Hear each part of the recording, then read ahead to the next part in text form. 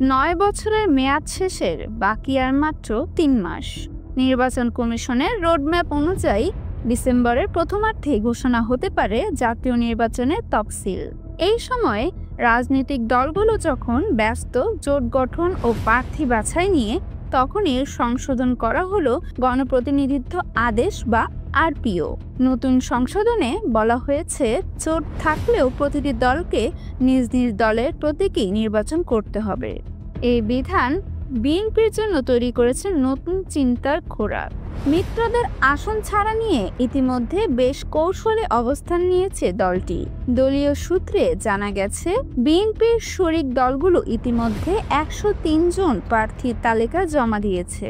এর মধ্যে 12 দলের জোট থেকে 21 জন, জাতীয়তাবাদী সম্ভাবনার জোট থেকে 9, গণতান্ত্রিক বাম ঐক্য থেকে 19, এলডিপি থেকে 13, গণফোরাম থেকে 16, এনইএম থেকে 10, বাংলাদেশ জাতীয় পার্টি ও বিজেপি মিলে 5, লেবার পার্টি 6 এবং পিপলস পার্টি পিপিপি 4 জন প্রার্থীর নাম দিয়েছে।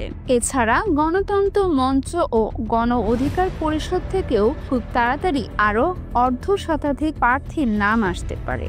জানা গেছে, বিএনপি মিত্রদের জমা দেওয়া 103 জন প্রার্থীর তালিকা এখন লন্ডনে দলের ভারপ্রাপ্ত চেয়ারম্যান তারেক রহমানের কাছে রয়েছে।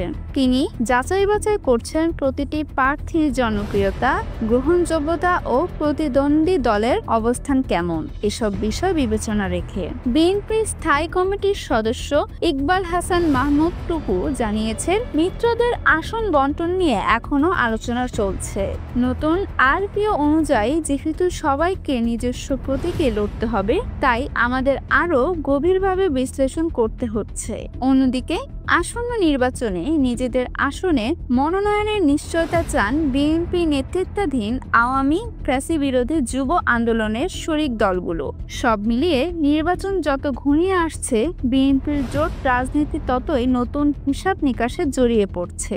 আগামী কয়েক সপ্তাহে স্পষ্ট হবে কোন মিত্র কতটা জায়গা পাচ্ছে বিএনপি নির্বাচনী সমীকরণে।